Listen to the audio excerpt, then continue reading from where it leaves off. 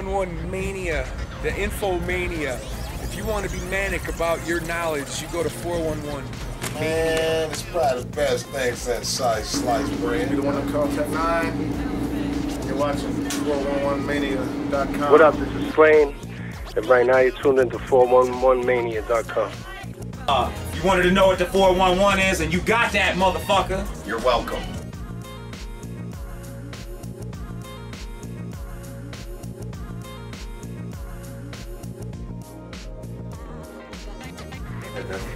Alright, we got Alpha Omega coming out. It's our new group that we started, super group. First EP will be called The Experiment, and we're trying to have that done for around the new year, February. So expect to see that coming out. Very excited about that. We're about probably 60-75% there. Just got to do a couple more tracks, get them all mixed, and we're going to be good to go on that. So. Producer-wise, we have Tyler from Professional Sinners. He's from Greece, Battle Axe Warriors out in Greece. He's an amazing producer. Stupid talented. Besides him, we have D-Rec. He's from Vancouver. He does a lot of Snack the Ripper, Mercules, Caspian, all local artists. He does a lot of their beats. So he's another talented producer we have on board. Some Rob the Viking beats coming up. Obviously, got to keep it in the family, keep it in the crew.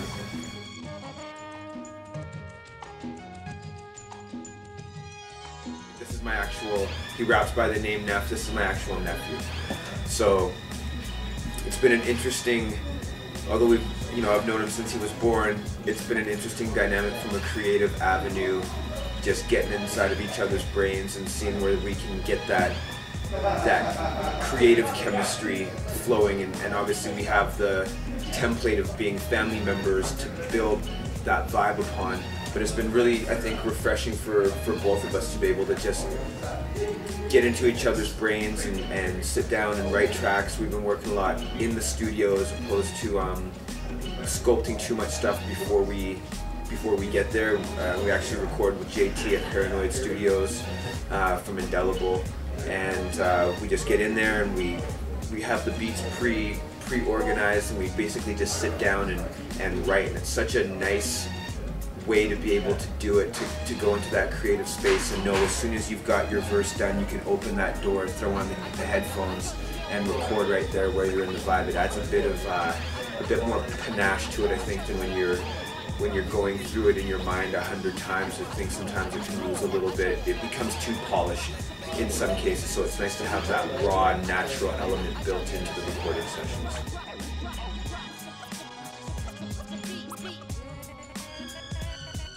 Neph and I have that family connection. We were trying to get to relate to each other again on a more creative and musical level, as opposed to defining what our friendship and relationship was, because we've been culminating that for the past 25 years.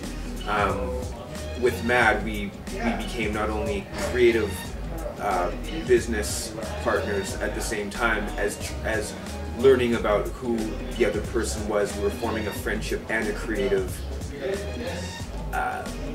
adventure all at the same time. So it was very stimulating as far as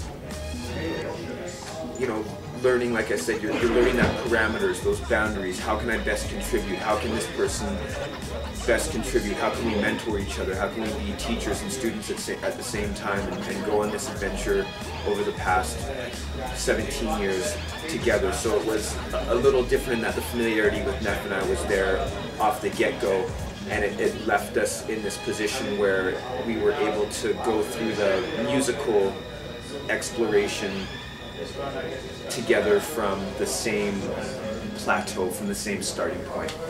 So that's been, to me, been really amazing and refreshing for me to be in a group with my nephew. It trips me out a little bit, I think.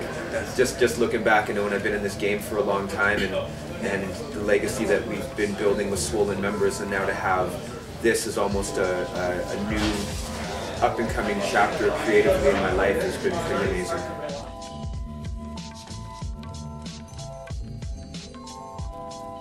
Super helpful, nothing but super helpful.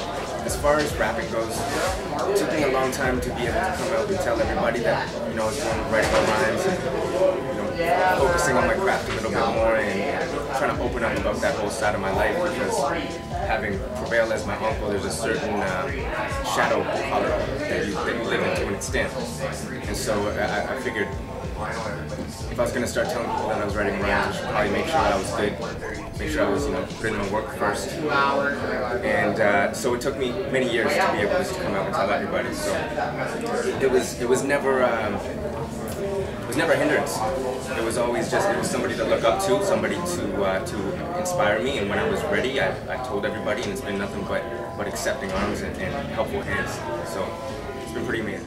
Grew up on every video set or recording sessions. I mean, he's always been standing side stage since he was 12 years old. Something watching the shows with the bird's eye view and an insight into the whole Swollen legacy and the Battle Axe Warriors movement from the beginning. So I think you've been uniquely positioned to see some things from the inset that I think a lot of kids don't have the chance to do, to see if that's something that they would want to entertain doing for their career. I think you've had a good view into that world already.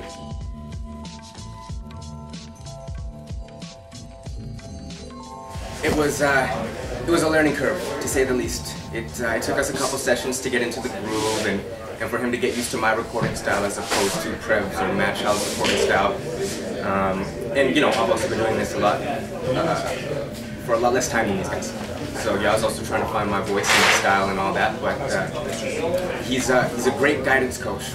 When you're in the booth, he really tells you what you need to be doing. He doesn't tell you everything sounds great.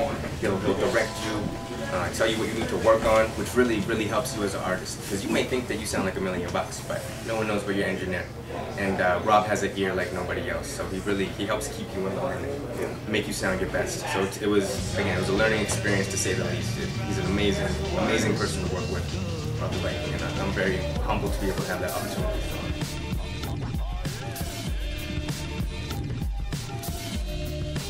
Well, I think there's a couple factors there. When Neph's EP, Black Box EP came out, we did a song on it called Viceroy.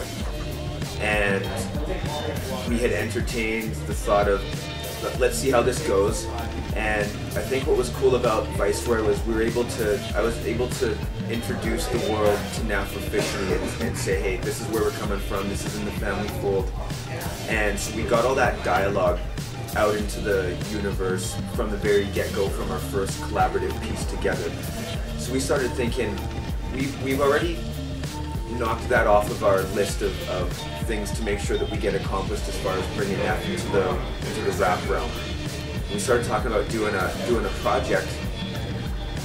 We were able to not worry about how the timing was going to happen. We just knew it would happen osmotically, just naturally. So we're sitting in this, it's only been a couple months actually. We were talking and Viceroy's doing really well. We looked at how many hits it got, and it had sort of been climbing incrementally, and it got to a point where we both looked at each other and we're, I'm proud of that number. That's good for a first video and sort of a teaser for the world. I think we've got something to build on. The comments, people seem to like our dynamics together. And we thought, now's a good time, let's go for it. The Swollen record for Brand New Day was just in the can. The tour was being set up, so we had a little bit of time to start talking about doing the Alpha Omega stuff. We didn't have the name yet.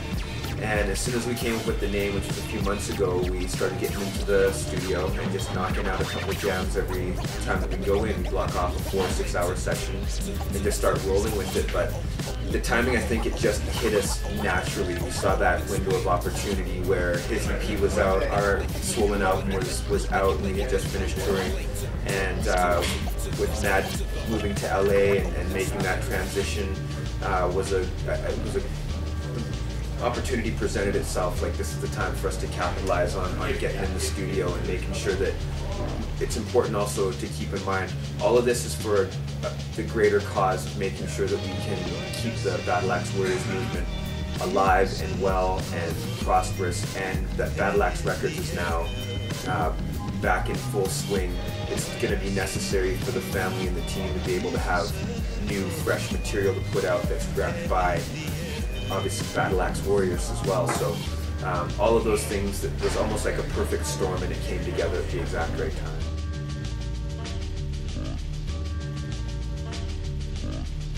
I came up with the name Family Circus, and it got shot down so quick, it wasn't even out of my mouth yet. And you know what? It was a great call from my intelligent uncle over here. It was all his idea. It was his brainchild. I'm not gonna take any credit for the album. Yeah, in the twilight of my career, so in some ways because I started before Neph, I could be in the alpha world, but because I'm also at the twilight, I could be the omega because I'm a longer tenure. For him, he's gonna end up, because he's starting rapping now, he's the newcomer, he's the alpha, but he can also be the omega because he'll be ushering out this era of waving the family banner. So it's quite interesting to us that those roles are interchangeable, and I even find when we're writing lyrics and creating choruses, it's not me saying, well, Neph, this is how it's done. I've been doing it for a long time. Listen to everything I say. It's a really honest, open dialogue about just trading and exchanging ideas. So by allowing one person not to creatively lord over someone else, no matter how much more vast the actual on-ground experience has been, it allows us to have that interchangeability and switching of energies. It's almost cool. He'll know I'm having trouble writing to this track, so he'll set the pace. He's having trouble writing to a certain song, I take the lead, and it shows him a roadmap of what is possible lyrically, and then he guides his own path from there. But we work really well in that way, and that we're constantly trying to be a shining light for each other.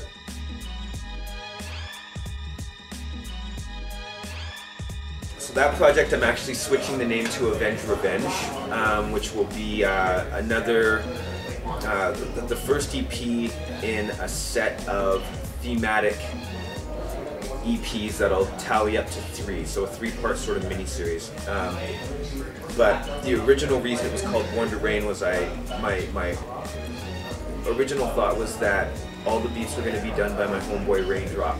And we started recording some stuff, and I just got busy with other projects, and I unfortunately took my eye off the ball a little bit and lost some focus and a little bit of momentum on that project. So when I came back to it and I wanted to rehash it and breathe some new life into it, I decided to start reaching across the pond a little bit and grabbing some tracks from some other cats. So I wanted to change the name and still be able to have, though, a majority of the beats be by Raindrop to fulfill our original obligation and intent to each other that we create this project.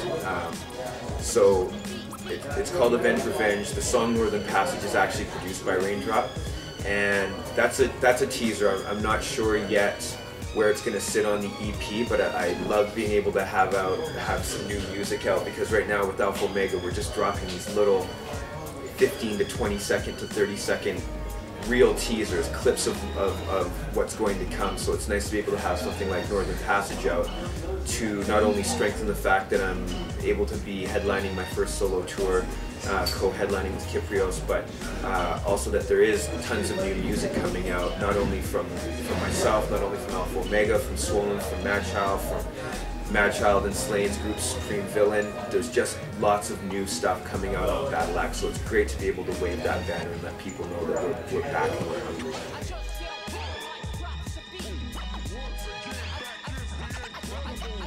I've written with a lot of different people. For some people it takes them a few days to craft a verse where they feel that it's worthy to bring to the studio. I've found that I've become a really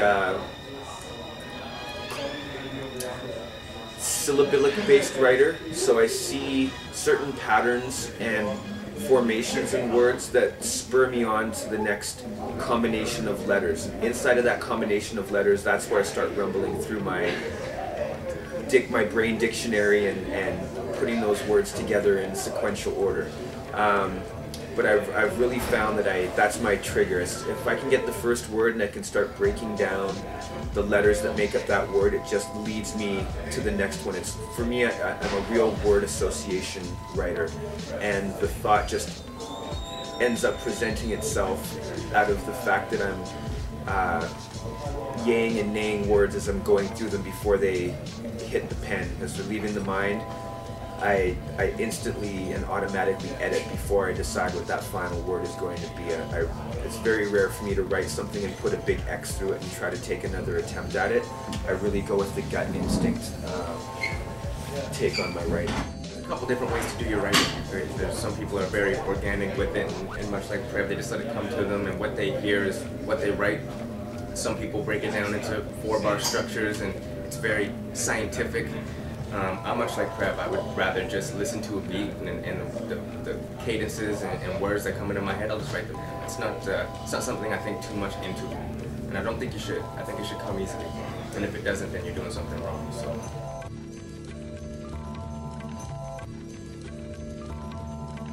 Absolutely appreciate all of I've read some of the comments, which is something I really rarely do, but I did want to see what that feedback was from 5 Fingers. Let me say this from the get-go, it was hands down the most challenging freestyle event that I've ever undertaken. I've been in ciphers with some amazing freestylers, some of the best in the world in my opinion, in places like New York, LA, Chicago, where you're the visitor, you're the visiting team. So you've got to really, you feel like you've really got to hold your own, you put the impetus on yourself to hold it down. The difference is, when I was coming up, there wasn't much of this. There wasn't much videotaping. There was nobody just with the convenience of being able to pick up a phone and capture everything and instantly upload it to social media. It was really whether you were in that particular sphere at the time and were listening to the audio and took that away. But it was a lot of, oh, you see that cypher last night? Yo, did you hear that battle from on Saturday? Oh, I wasn't there. Oh man, I wish you could have heard it. So a lot of my freestyles are floating around in some kind of, you know, stratospheric energy stream, and they're almost, I believe in the power of freestyle being a one-off, literally a one-off channeling of energy. So to be able to have somewhere like the wake-up show, to be able to, Square in the Morning, to be able to have that seen and heard by, I don't know how many people that show hits, hundreds of thousands if not millions, is awesome. And so those comments of like, yo, you guys have been sleeping on these dudes for 15 years, you know, they're Canadian. It was a feeling of pride, not only for myself and for Swollen, but I felt like we were able to give Canada a little recognition on the underground tip, which I thought was really cool. It was really hard. I was really nervous. The beats were really challenging. And I even look back and I can see in the performance at one point I kind of sunk into myself, and for me that happens when I can shut everything else off. I just try to stop thinking and try to channel into that medium and become a conduit for the energy that's floating around out there, and hopefully the mouth can translate all this energy that you're drawing in, because you know there's eyeballs on you watching on the live feed, there's people driving in the cars and listening on mobile devices, and you realize there's a lot of energy to tap into, and that's part of the nature of any of the great freestylers I've seen. And I'm not putting myself in that category at all, but the great ones I've seen be able to channel into that energy and just shut the brain off, and not, like Neph said, sometimes with art, especially with freestyling, I think the more you overthink it, the more you can overcomplicate it, which lends to the tendency of making mistakes or stumbling. So I just tried to let it breathe and be natural, and I was very happy with the outcome.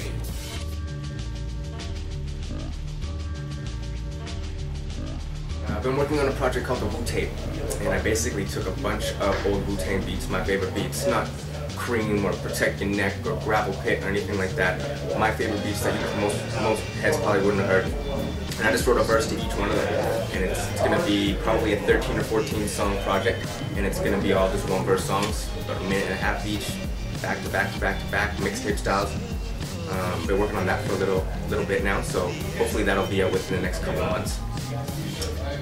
And I've been working on the Black Box LP, the first full length of mine, and that's been a slow go. So I'm putting a lot of time into that. I'm going to try and make it as epic as possible. There's going to be a lot of features on that album, probably 15 or 16 songs, so it's going to take a little bit of work, but very excited building out Rob the Viking slowly and surely when we have time and things like that. So I got a couple things on there. And also the Barstool with my homie Jada, who is also on this tour.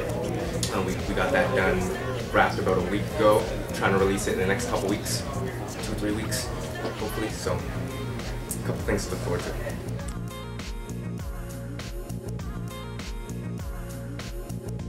Well, look, we spent the last 4 years clawing back, literally fighting to gain back some of the ground and momentum that we feel that we lost while we're going through our trials and tribulations. So I feel that it really started with, I'm going to say Daggermouth, the idea of us sitting down as a group and saying, okay guys, we want to be able to leave a legacy as swollen numbers that we are proud of. Let's leave a heritage. Not only as underground Canadian rappers, but as musicians in general and as an underground rap group that has been fortunate enough to have some worldwide recognition. We wanted to get back to being fierce, cryptic lyricists. We wanted to get back to the energy of the beats that originally formed the vibration of the group. So with Brand New Day, that was a big turning point for us because it started to get us back into the arena of having some recognition from our peer group and on the industry side of things. So no, by no means we have an idea obviously to have an album out sometime next year. So the plan is an album a year, keep pushing with Matt doing his solo stuff and Rob making beats, you know, within the family and also reaching across the table, working with other artists. Me starting to push the go button on my solo stuff, the Alpha Omega project, the Supreme Villain stuff with Mad and Slain. It's all about everyone championing creativity. So I get excited when I see Mad's solo EPs and albums and videos come out. It invigorates me. It gives me a sense of pride for my family member, and I'm just glad to see him focused on being the best artist that he can be. And I know that goes all across for all of us. It's just about pushing your brothers in a forward, with positive momentum in a forward direction. So the more that we can do that for each other, the more that we can do that in the different settings and the different group dynamics that we have, it's just better for everybody.